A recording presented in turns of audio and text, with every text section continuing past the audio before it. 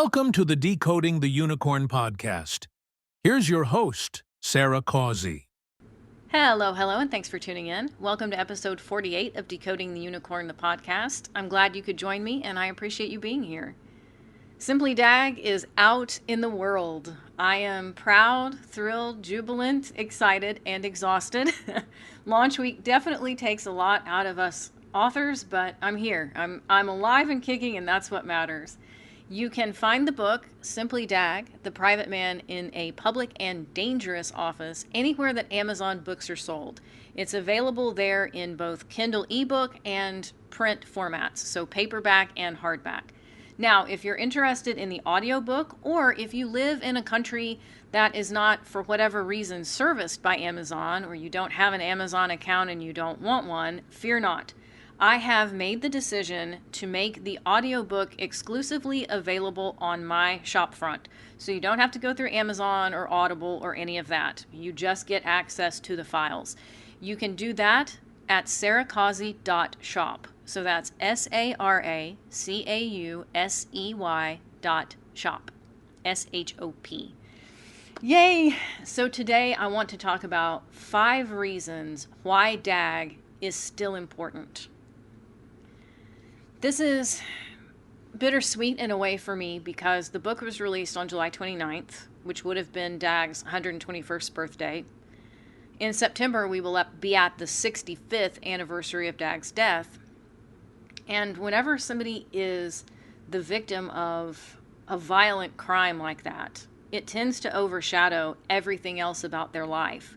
And when you see a headline or a story about them, it's typically not about, here's what this person did when they were alive, or here's why their legacy still matters to current and future generations. It tends to be about, here's the salacious details of their murder. It's almost like a game of Clue or something. Colonel Mustard found the bloody knife in the study. Bum, bum, bum, bum. And then we don't look any further at the person, at the human. And that's one of the things that has been so important to me with Simply Dag, is to say, there was a human being here. Let's set aside the plane crash for a moment. And even let's not think of him solely as being the second Secretary General of the UN. Let's remember that this is a person. And so I want to talk about 5 reasons why Dag is still important. Why we can't allow ourselves to say, he was born a long time ago, he died a long time ago, it's all water under the bridge, somebody from back then can't still teach us anything, because that's just patently false. Number 1, and these are not in any particular order, but number 1 is leadership does not have to be loud.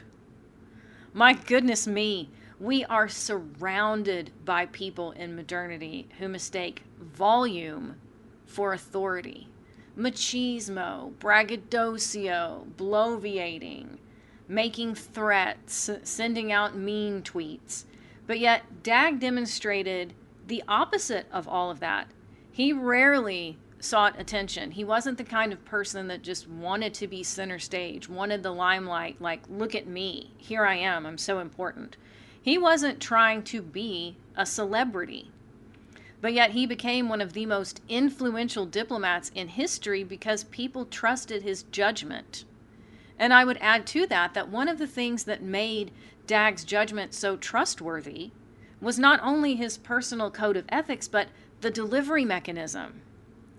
And not long ago, I was reading some newspaper articles. The whole time that I was researching and writing Simply Dag, I was buried in old newspaper articles. Just a shout out, I'm not being paid to do this, but just a shout out to an archive service like newspapers.com. They've digitized so many great periodicals, and I thank God for them, truly. One of the newspapers had said that you never see Dag lose his cool. He doesn't stomp, he doesn't shout, even if he's not pleased about a development or a situation, you never see him fly off the handle. Dag's leadership was rooted in preparation, reflection, competence, moral courage.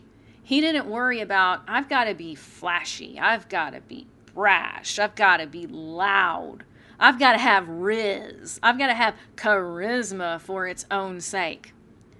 And it really shows us that the quieter person in the room could actually be the one to steer history and to do it in a great way.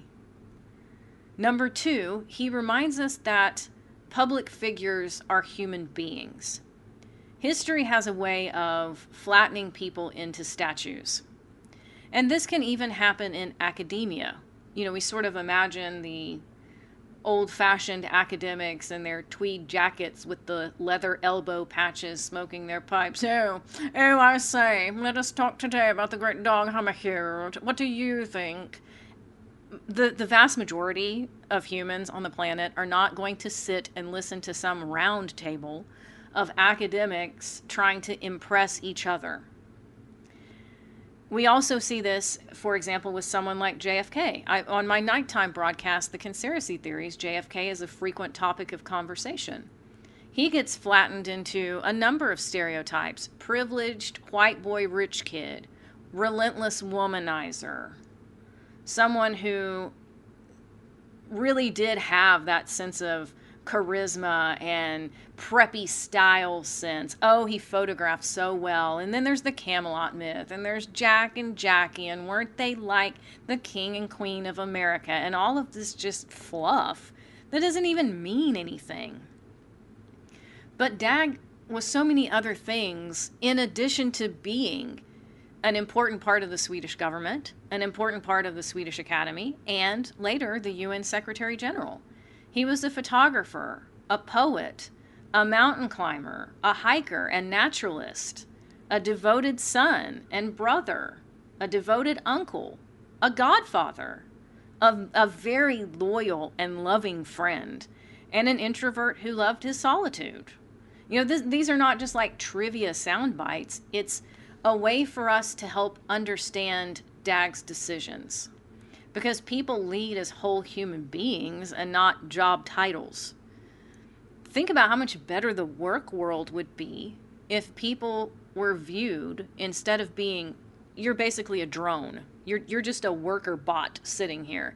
Imagine if your colleagues and your boss took into account that you are, as a matter of fact, a human being with a life and hopes and dreams and a family and friends, and not just, you sit here in this cubicle and you do this and this and that.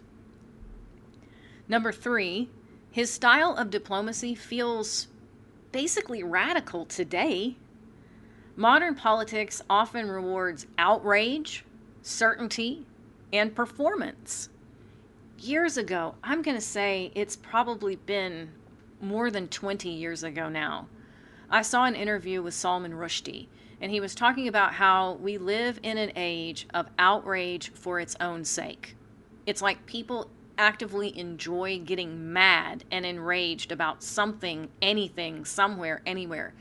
And that quote has aged remarkably well, because it's even truer today with the advent of social media and clickbait and rage bait. It's even truer now than it was when he said it years ago.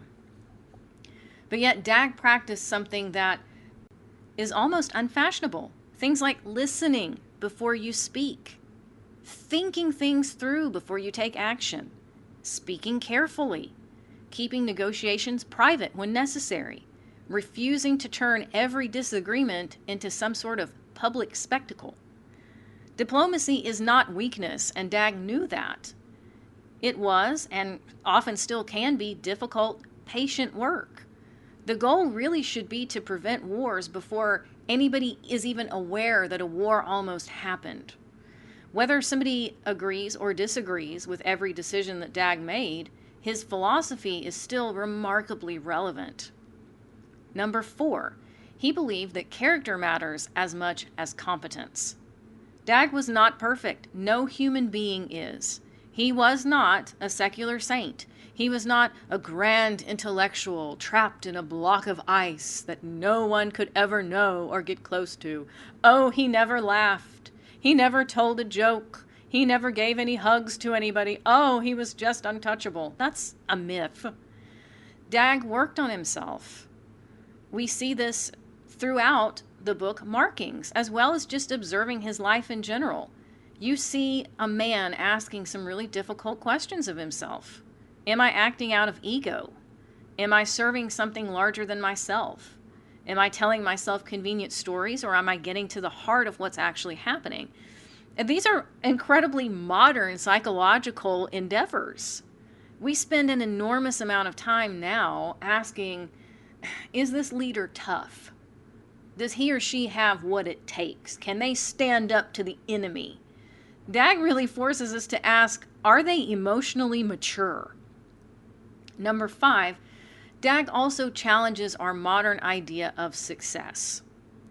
Think about it this way. A lot of biographies and biographers celebrate things like power, money, fame, status. And I think Dag's story points us to a different kind of question. What if success is living in accordance with your principles, even when it costs you?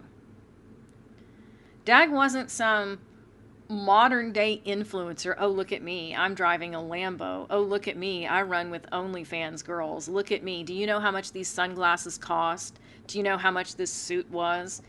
He just wasn't into that flash and brash kind of attitude. Yet, his influence still shapes the UN and international diplomacy decades after his death.